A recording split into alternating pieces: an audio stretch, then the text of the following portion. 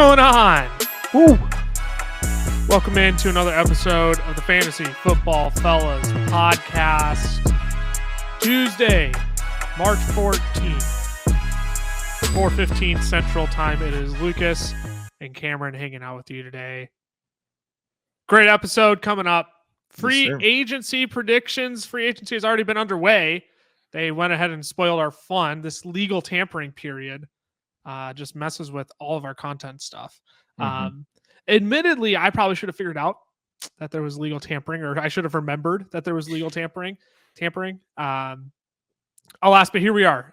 We will recap some of the free agent signings thus far. We'll also give you some predictions on free agents who haven't been signed yet. And again, Tuesday, March 14th, 4:15 p.m. Central Time. This episode will probably come out to you first thing tomorrow. I don't know how early Cameron gets up and gets to work on this, but it will be first thing tomorrow you listen to this. So we recognize there is still plenty of time left on March 14th for deals to get done. So if you hear this tomorrow, a deal's been done, just know this was pre-recorded ahead of whatever action is about to happen. We'll have breaking news on the podcast if anything does happen, if anybody does sign with another team. But for now, we'll recap some of the biggest signings that are fantasy relevant, and we'll also make a few predictions along the way. That sound good? Sounds good to me. Sounds good to Cameron. With that, let us begin recapping these free agents.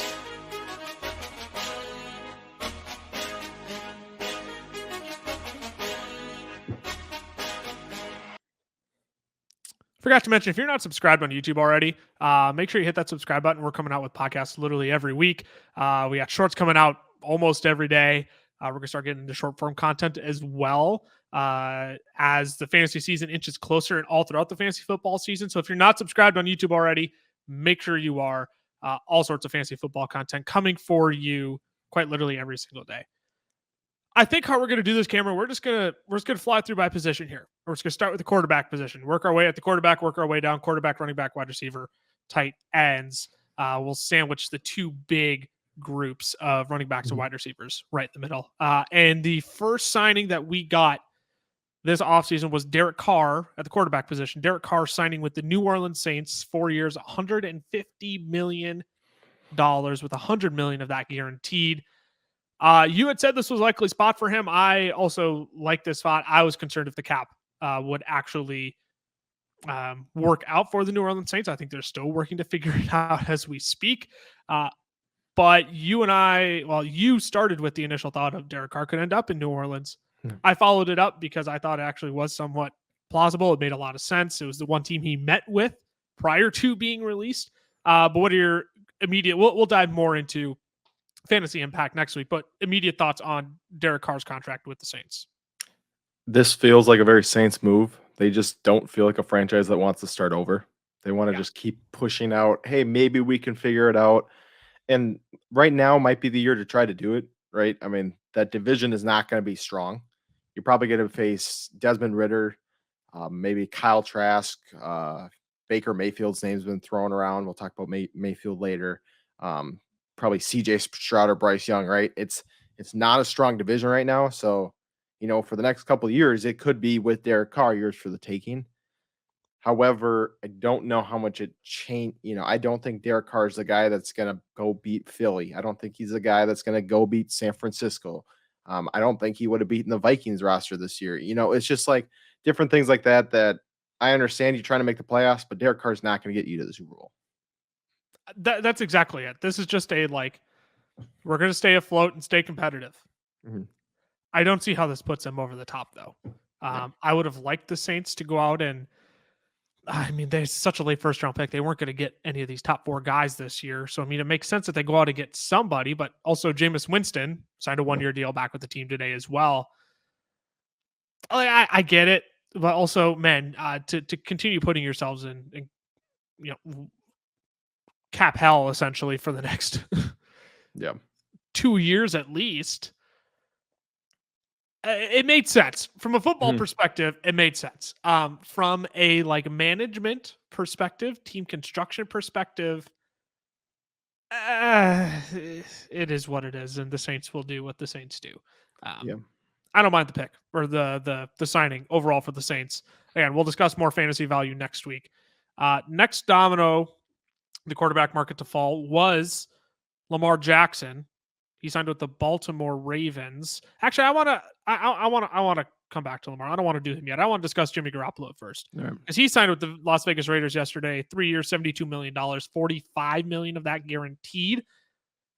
$33 million of that was guaranteed at signing. He almost got half of that contract as he's signing it. Well, I guess he can officially sign it tomorrow, Wednesday after 4 p.m.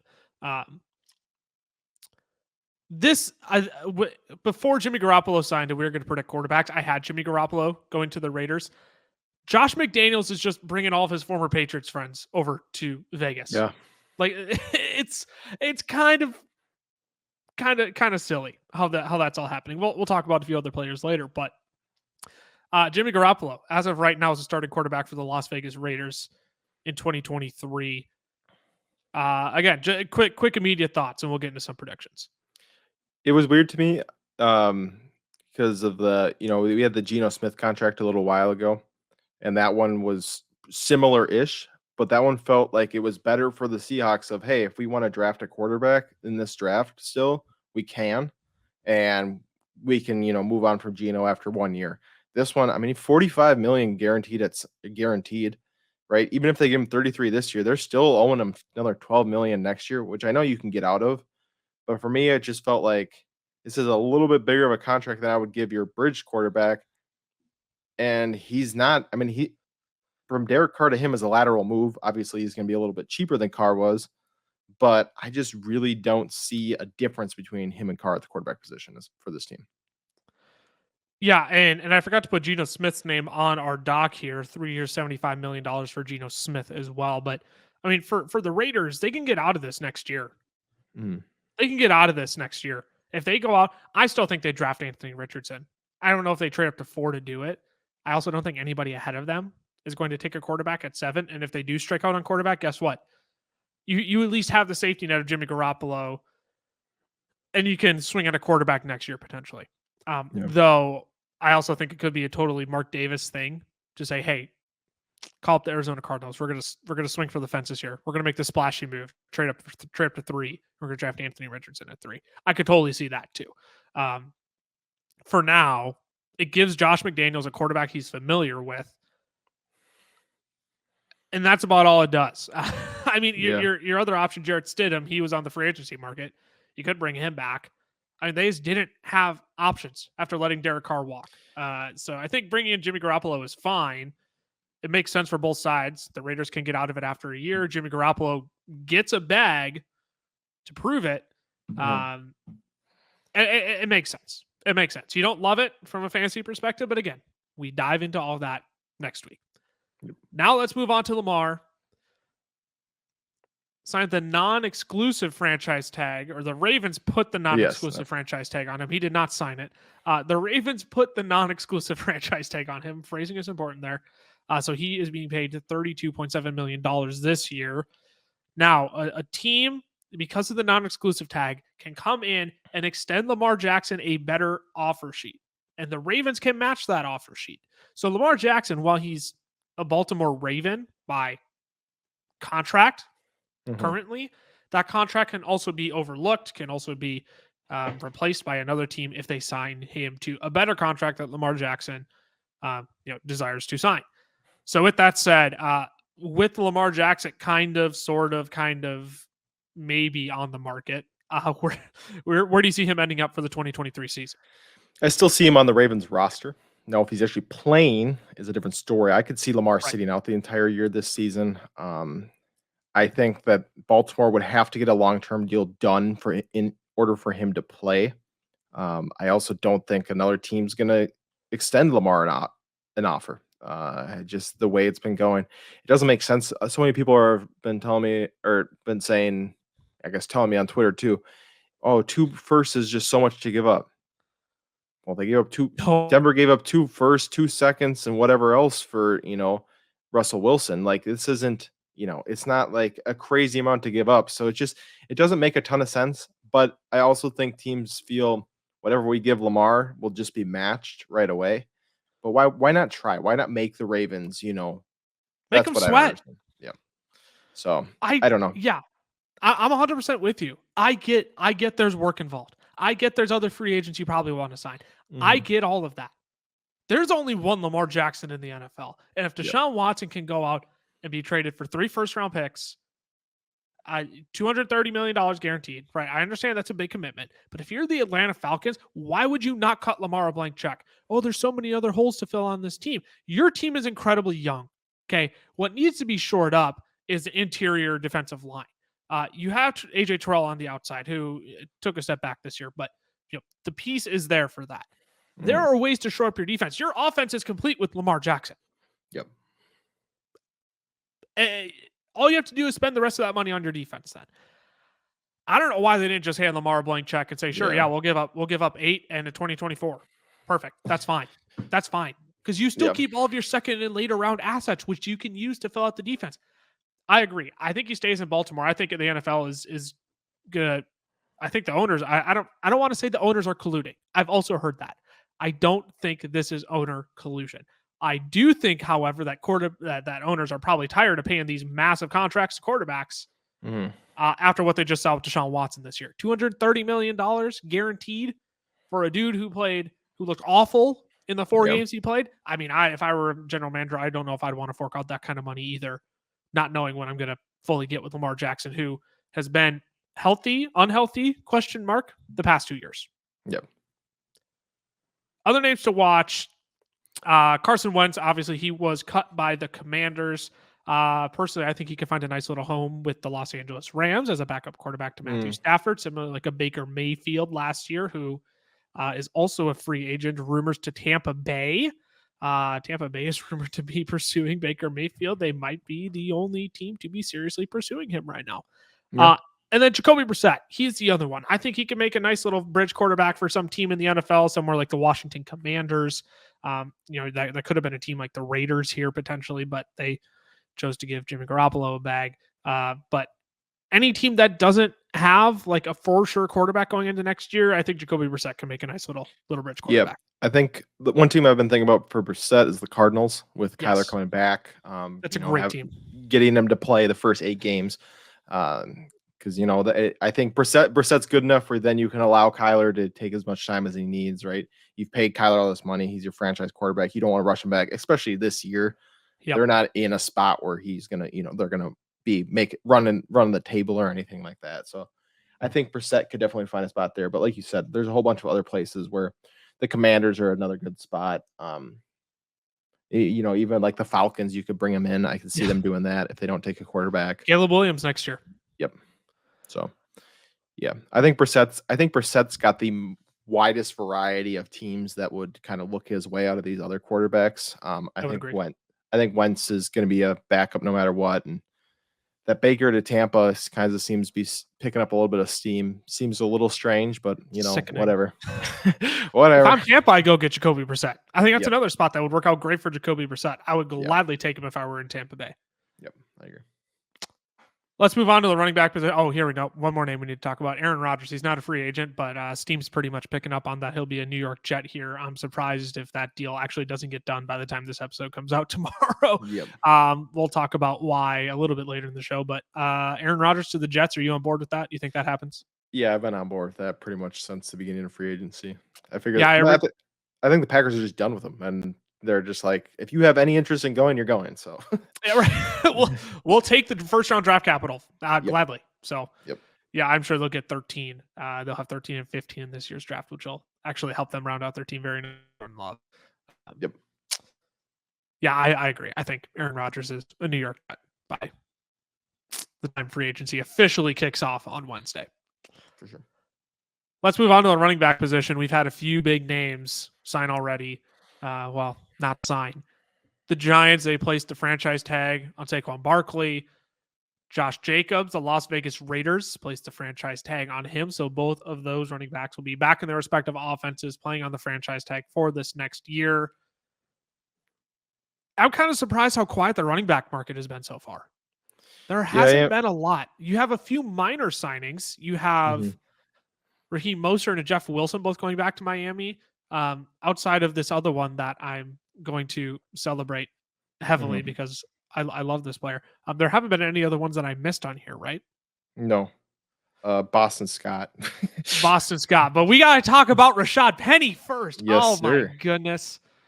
That man, Rashad Penny, is now a Philadelphia Eagle. He signed a 1-year deal with the Eagles. No monetary amount confirmed yet from what I could find. And again, he signed quite literally like an hour ago.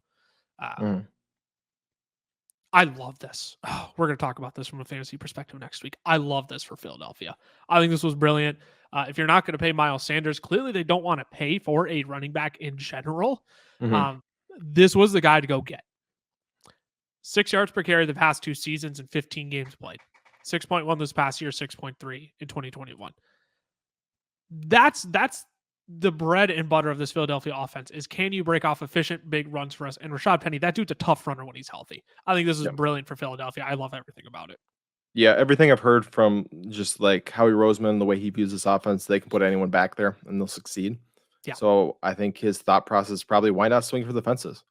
Why not Yep. say, hey, you know what? I think that Rashad Penny could be the best running back in, out of all these free agents if he's healthy. If he's not, we just sign another guy during the season when he gets hurt, and we run with Kenny Gainwell, Boston Scott, and whoever else we sign. So I like it as well, because if he's healthy, like you said, the dude's a beast, and this is a great run offense. He's going to be even better than he has been. Jalen Hurts doesn't throw the ball a ton to running backs. Obviously, I mean, he runs the ball, so that's not really a concern with Penny. Penny doesn't thrive in the receiving game, a ton, and so I do think it's a really good fit. Obviously, for fantasy purposes, it'll be interesting to see if is he healthy. All these Right. different things that we have grown to worry about with Rashad Penny. That'll be the big question is, can he stay healthy? Because when he's been healthy the past 2 years, it has been a lot of fun to watch Rashad Mhm. Penny. Let's make some predictions here, though. We got a lot of predictions to make for this running back group. Let's start with Leonard Fournette, who will officially be released here tomorrow. The once free agency opens, these guys can officially be released and officially begin fielding offers. As of right now, Lenny Fournette is still a buck, but he will not be at this time tomorrow. Mhm. So, Cameron, where do you see Leonard Fournette landing for the 2023 season? I think he's gonna be a Chief. I don't think Lenny's gonna be a bell cow anymore. I think he's kind of at that point of his career where he's got to move away from that. We've seen him, I mean, when he got cut by the Jags, obviously when that happened, it was really late in the season. But we've seen him sign a more team friendly deal to go with the Bucks and a team he thought could win. I could see him doing it again here, really taking over kind of a receiving role with McKinnon probably leaving, and just being a bigger back in general for this team to really be able to pound it near the goal line. So that's where I have Lenny going. Yeah, Lenny could end up in so many places. Mhm. He's one that fascinates me because I think he'll probably end up with a team that could use a crafty vet.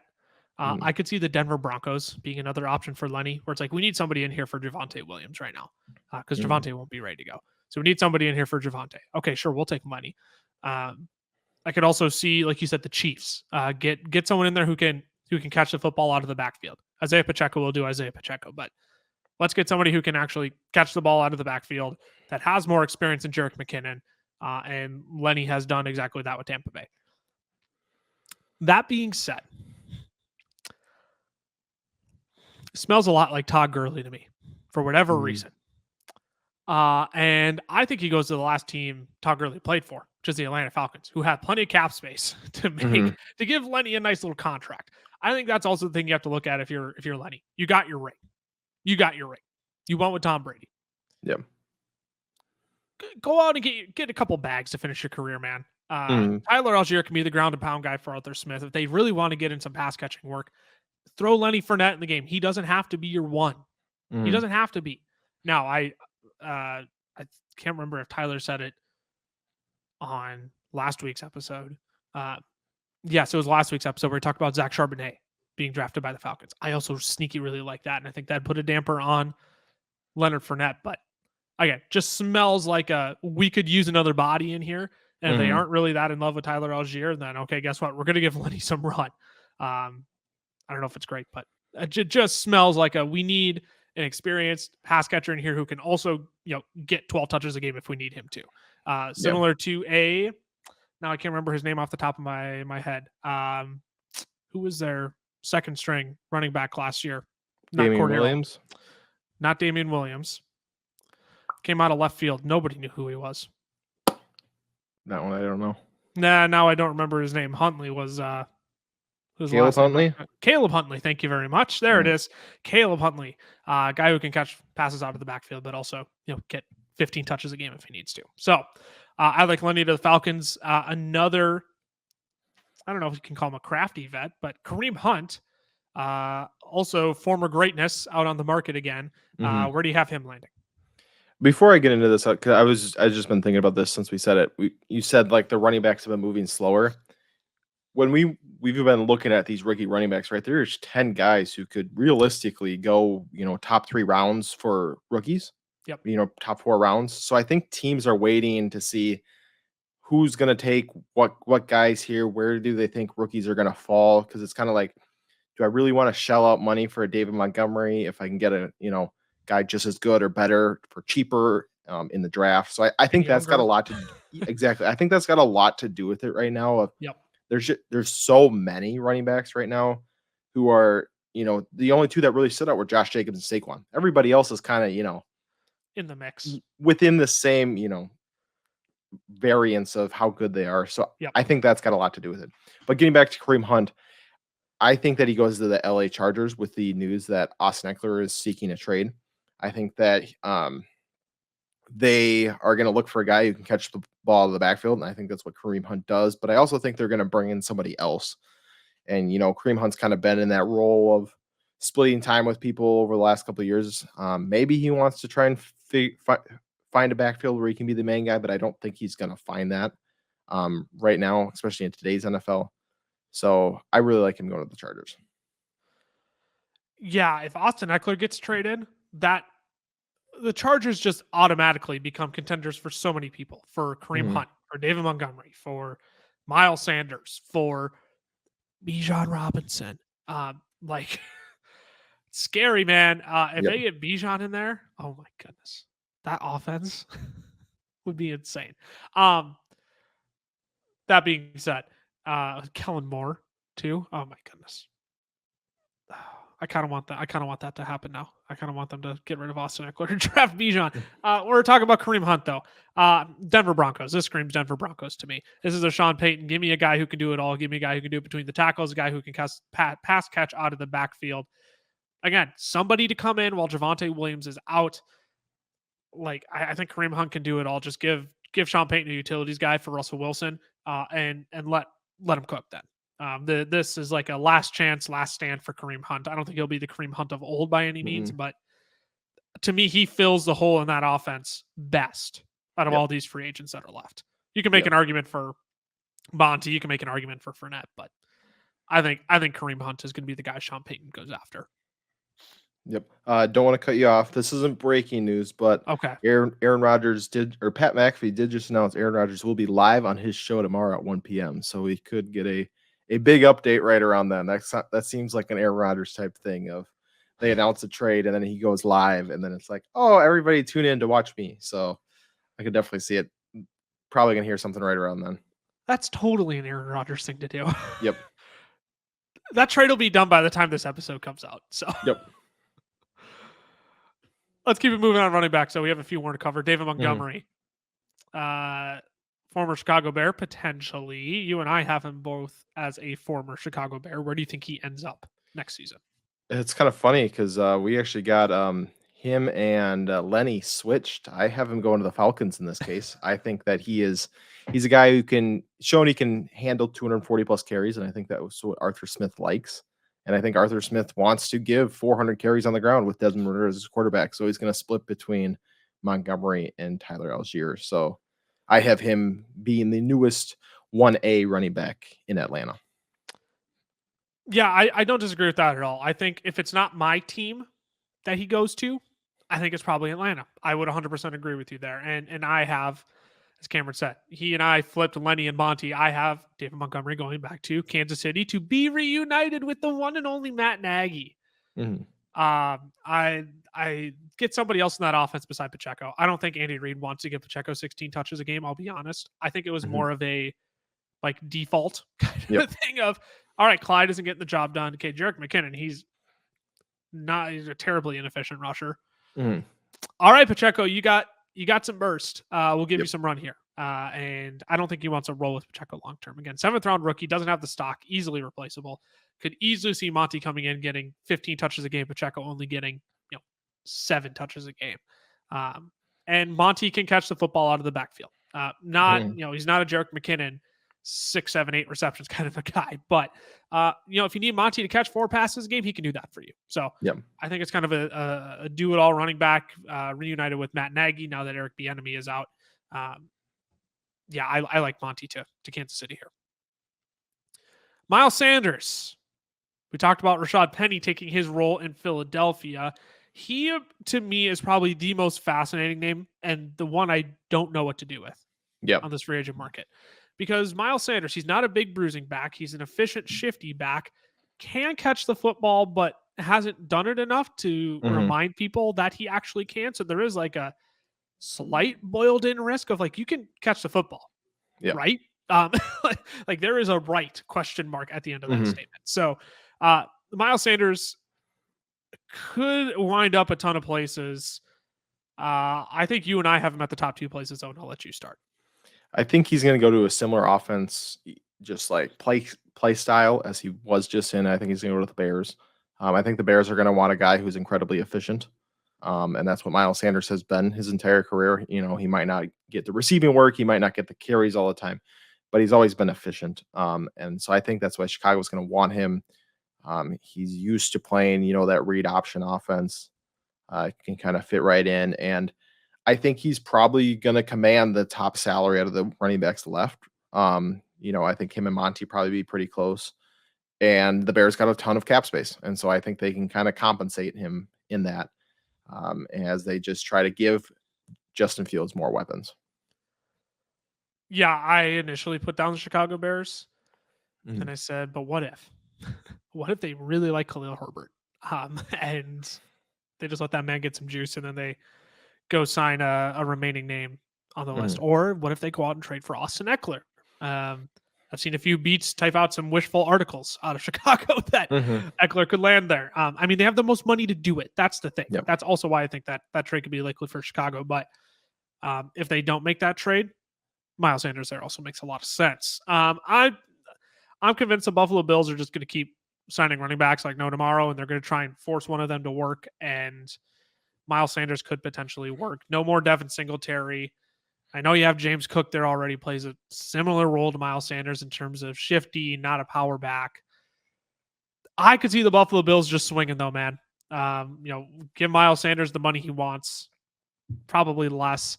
I don't know if any team is going to come out swinging for Miles Sanders. That's why I think Buffalo Yeah. has a good chance of landing him. Because at that point, if you're Miles Sanders, you may as well go play for a contender if nobody is coming out swinging on a big offer for you. Yeah, I would agree. So I think that's kind of how it plays out for Miles Sanders. But again, he's one that I'm just like, your fit is kind of everywhere but nowhere. Yeah. It was with Philadelphia, but they don't want you back. Mhm. So we'll see where he ends up. But I like Chicago. I like Buffalo. Let's move it on to the former Buffalo Bills running back, Devin Singletary, who will hit the open market. I find your pick interesting here. I'm curious to hear your thoughts on why you have Devin Singletary going to The Denver Broncos. yeah. I think they just need another piece in Denver, right? I mean, they're going to need another running back.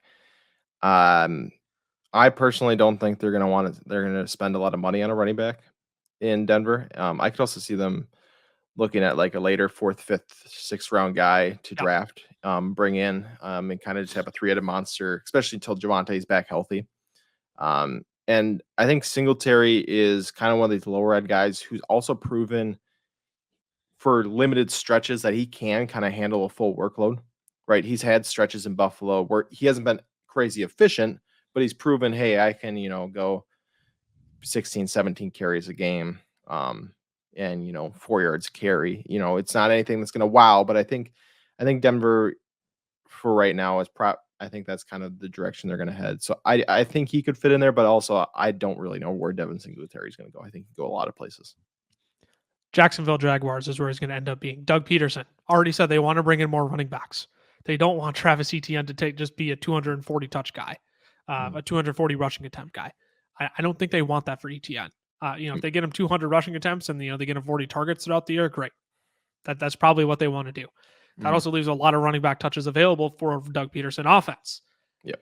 They don't have a bruising guy who can come in there and just run downhill. And I think that plays to more of Devin Singletary's game than it does the 1 year where he was catching passes nonstop in the fantasy playoffs. I don't know if I can't remember what year that was. That was just last year, not 2022, but 2021, where Devin Singletary was this playoff hero who's like top 10 running back in fantasy football because he was catching 5 passes a game. I don't think that's Devin Singletary, though. I think Devin Singletary is a more north-south runner. Can get you the extra yards you need. Not the greatest goal line guy, but let's be real, probably better than Travis Etienne. Probably more of a physical presence than Travis Etienne. So this is a guy, again, I don't think any team is going to want to go out and give Devin Singletary a contract. I think he had a shot in Buffalo, and he could never do it. And I don't know what team is going to give him a contract. Yep. That being said, I think Doug Peterson will gladly scoop him up and say, oh, you're getting offered $4 million here? All right, we'll pay you $5 million. That's fine. We'll give you an extra $1 million, and come join. We'll give you third down duties. Or not third down. We'll give you, second down, third down, some work in there. Big body guy, you can come and get short yardage. So big body relative term there for Devin Singletary. But Jacksonville smells Jacksonville to me. And we'll keep it moving. You and I both have the same landing spot for Damian Harris. He is the last running back we'll discuss in depth. We both have him going to the Carolina Panthers. This is just about build and their offense wanting to be ground and pound, aggressive running up the middle, nothing out of no bouncing to the outsides. We're running it right down your throat. Yeah. Sorry, you have any other thoughts you want to add on? No, I didn't want to steal your thunder, but I figured that's what we both. Yeah, I think so. I think another guy we'll kind of just touch on. I think Deonta Foreman's going to sign back with them as well, and I think that they're just going to kind of switch between the two of them. And like you said, whatever quarterback they end up drafting, right now they have no wide receivers, so they're going to just have to rely on the run a lot. And so I think those two, Foreman started to show last year he could handle a pretty decent workload. Harris is another efficient runner who can handle a workload. So I think those two are kind of going to split carries. And I just completely lost my train of thought of where I was going. But yeah, that's what I think. Yep. That's exactly it. I think it's just an aggressive run style, and they'll just bounce between those two. Yep. So some other names to watch. We brought up Deonta Foreman. Two big names to watch: Joe Mixon and Dalvin Cook. See what happens to them. Dalvin Cook could be traded. Dalvin Cook could be cut. He could be cut by the time this episode comes out, for all I know. Yep. Same for Joe Mixon. Both would save their teams decent amount of cap money, or decent amount against the cap this year. Yeah, 6 to 8 against the cap this year. Then that also means you have to watch for Samaje Perine and Alexander Mattison. Vikings reportedly want him back. We'll see if that happens. If they keep Cook, I don't see that happening. If they cut Cook, I definitely see that happening. Yep. Same with Samaje Perine. I think they'll probably keep him in Cincinnati. I think Zach Taylor sneaky likes him. He just doesn't want to admit it. He's trying to show it to the Super Bowl. Yeah, right. And then lastly, best be keeping an eye on our man Jamal Williams. I mean, he could end up in Detroit. I also have the Detroit Lions drafting Bijan Robinson in a most recent mock draft that I posted on my Twitter at Lucas Wenzel. You can follow me on there to go see that. But Jamal Williams could land somewhere else. I think he ends up in Detroit, but he's a name to watch for in free agency as well. Well, before we head on to wide receivers and tight ends, Cameron, let's get a quick word in here from our friends over at Underdog Fantasy.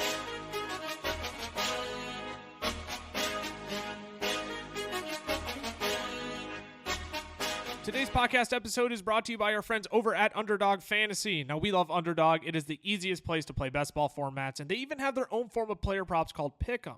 You can make up to 20 times your money on a single night by correlating props together. 2 picks will triple your money, 3 will 6 times it, 4 will 10 times it, and 5 plays that all hit will multiply your entry by 20. You can even place insurance on your picks too, so if only 4 of your 5 props hit, you still get 10 times your entry. And if you use our code FELLAS when signing up, Underdog is going to double your first deposit up to $100.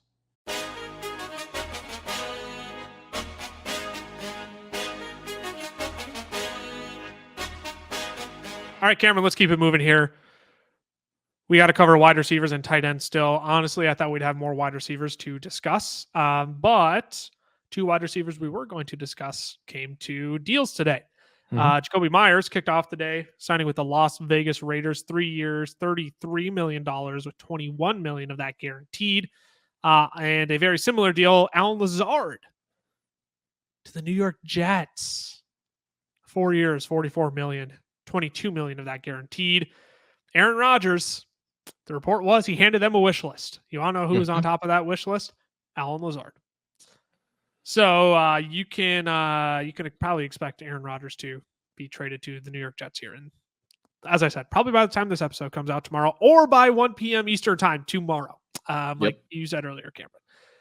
And then the other name, Robert Woods, 2 years, $15 million, 10 of that guaranteed with the Houston Texans. I mean, these 3, you're not excited about any of them, right? No. I hate the Jacoby Myers signing. That was a Mike McDaniel's move of, hey, go out and get me my former Patriot. I guarantee you that's the purpose of that. Allen Lazard, hey, you know what? Aaron Rodgers kind of forced them into doing that. Yep. Not excited for that. If Aaron Rodgers doesn't get traded, then I'm really not excited for Allen Lazard.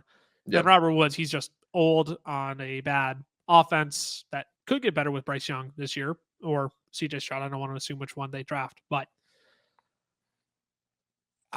none of these guys are exciting. I don't even want to sit and talk about the impact other than like your immediate thoughts on Jacoby Myers' contract, because there was talk of biggest name in the free agent class could get an ugly Christian Kirk-like deal, and then he does not. Yeah, I thought he was going to get that big deal. I was very surprised. It's a little surprising that nobody's going to get a bigger contract than Allen Robinson had last year. That was that did surprise me. I do think he might have taken a little bit of a discount to play for Josh McDaniels, but still, even if he took a little bit of a discount, nobody was offering him crazy amounts of money. I think people have been burnt by Allen Robinson, Kenny Galladay in the last 2 free agent classes, and I think they're kind of being a little more wary of who they give money to, because it's not like, oh, I just bring someone over who is pretty good and he's all of a sudden going to perform. Although Myers makes me think, how much longer is Renfrow there? No, not much longer. Very similar players. They just got rid of Darren Waller right after he got there. We'll talk about him in tight ends. But that news broke right after Myers got there. But yeah, I don't think any of these 3 are going to be fantastic for fantasy football in any way. Hunter Renfrow, man, I tried to tell people last year it was a waste of your time. I tried. Everyone was in love with him because he was a top 10 wide receiver the year prior. And I said, you want to know why? Because they didn't have anybody else. Yep.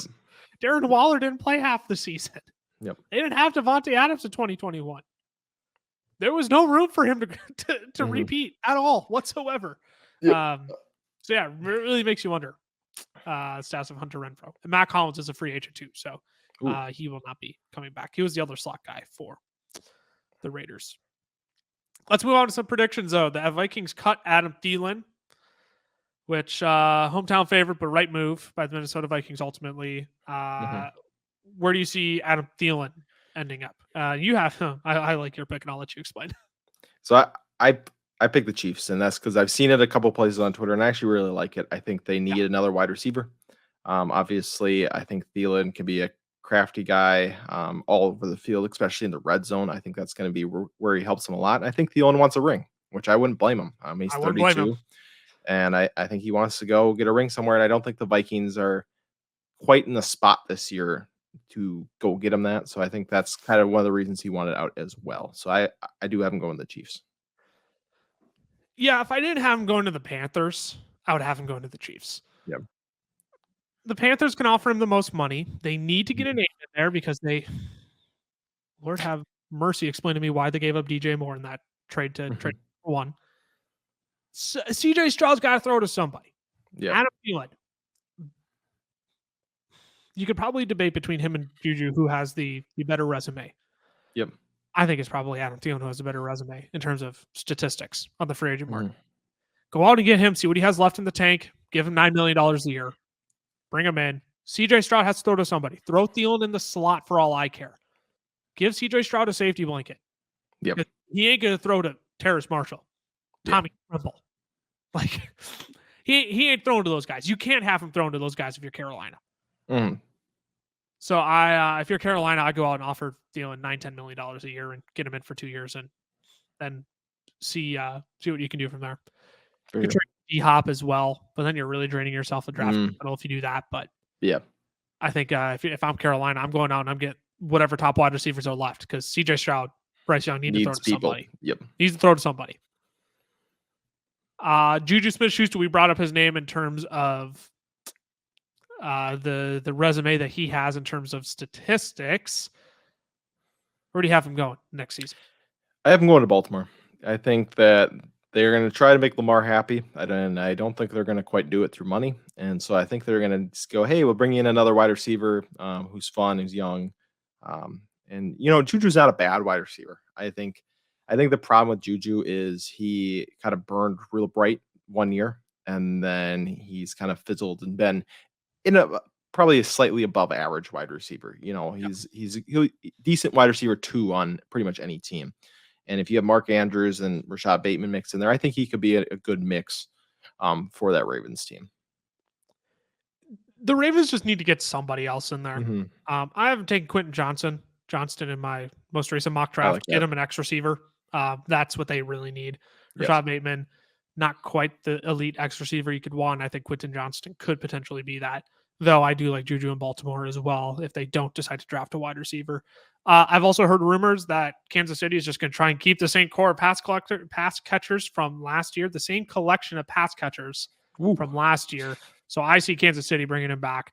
I see though now that they've said they've extended an offer to Adam Thielen, I'm starting to wonder if they just let Juju Smith-Schuester walk. But yeah, if Adam Thielen ends up in Carolina, he just goes and gets a bag, then I think Juju would go ahead and stay in Kansas City, though. I kind of like the idea of ring chasing for Thielen at his age, 30 plus years old. Juju walks then. Yeah, I could totally see that happening too. Yep. Last name that's probably worth chatting about from a fantasy perspective, DJ Chark. Interesting one. 1 year in Detroit, kind of on a prove-it deal. Ultimately ended up being a fairly valuable weapon for them at times. He is probably the last, probably not even super intriguing. The last, semi-intriguing name to discuss. Again, big body guy, plays well on the perimeter. Where do you have him ending up? I have him going to the Giants. I do think DJ Chark could honestly end up being the best fantasy producer out of all these free agent wide receivers at the end of the year. But that's not saying a lot, right? I'm not saying you got to outproduce Adam Thielen, Juju, or Jacoby Myers. And so we're not setting the bar too high right now. But I think the Giants just need to continue to get wide receivers in on that team, get weapons. They just got Darren Waller. They have Isaiah Hodgins, who played pretty well. Chark being a deep threat, a big body guy, I think would help them a lot. But I also like where you said that you think he's going. Yeah, I think Cleveland needs to get another body in there. Look, David Bell, he ain't working out. No. Highly touted guy. If he was hardly on the field last year, with opportunity, like DPJ, nice player, don't get me wrong, but shouldn't be too hard to make it on the field with that wide receiver room in Cleveland. Obviously, Amari was good to see his, but the fact David Bell couldn't get on the field makes me think they should go out and get a big body guy like a DJ Chark to play that perimeter role. You can leave DPJ in the slot, or you can let Amari Cooper run wild in the slot, put a speedster DPJ on the outside, put DJ Chark on the other perimeter, and let these guys run wild. I think that could be a great landing spot for DJ Chark, and Cleveland wants to add another wide receiver. So I could see them going the cheap route here. Again, another 1 year, $8 million deal for DJ Chark. All right, come on in, prove yourself again, and could see DJ Chark bouncing around for a few more years. But I like him in Cleveland in terms of the fit for that offense. And now to get Deshaun Watson another weapon outside of Amari Cooper. Yep. Just a few other names to watch. Jarvis Landry, former football much anymore. So we'll see where he potentially ends up. Mecole Hardman likely to be not resigned with the Chiefs. They are fully expecting to lose him. Paris Campbell of the Colts, formerly of the Colts. He hits the market as well. And then I feel remiss to not at least just throw Julio Jones's name out there, just purely out of respect. I could see him making a splash somewhere, signing with again another big name quarterback who could feed him the football. Though again, Julio Jones has not been able to stay on the football field. So unfortunately, just a few more names to watch. But Cameron, let's bring it home now with the tight ends. Alrighty. Haven't had anybody sign yet. Nope. No tight end signed yet. Well, that's false. Josh Oliver to the Minnesota Vikings on a $7 million a year deal. I mean, that dude's nasty. He's a nasty blocker, but not fantasy relevant. So in Kwesi we trust. Let's start with Dalton Schultz. He's the biggest name on the free agent market. Where do you think he ends up? I have him going to Cincinnati. I think they might, especially if they let Joe Mixon go, might try to bring in another pass catcher. Be a little more, we've always kind of think of them as pass heavy, but I think Zach Taylor has always wanted to be run first. And so I think maybe they try and move away because Schultz isn't your best blocking tight end ever, but he's a good receiving guy. So I have him going to Cincinnati, but I could see Schultz going a couple different ways. So that was kind of more of a dart throw for me. Yeah, I mean, I don't hate him in Cincinnati's offense. They haven't signed anybody yet. Dalton Schultz is probably going to look to get a contract somewhere. I've heard like Austin Hooper comparisons in terms of, look, Austin Hooper had these great years in Atlanta, and he goes out and he signs with the Browns. He stinks. So if I'm Dalton Schultz, I'm looking to get both, or I'm looking to find a landing spot that I can play a big role in an offense and get a bag. And again, with Cincinnati not spending any money in free agency right now, they could be lining up a play to get Dalton Schultz in there. I don't hate that landing spot. I'm going to the Lions. Again, Dan Campbell, former tight end. You pointed this out to me earlier, and I don't mean to steal your thunder with another free agent pick, but you pointed this out before the podcast. I'm giving you all the credit. Dan Campbell, former tight end. Why not go out? You traded away TJ Hawkinson. Why don't you go out and get a big guy like Dalton Schultz to come in and play a big role in your offense? Now, that being said, I think they traded away TJ Hawkinson because I didn't want to pay him.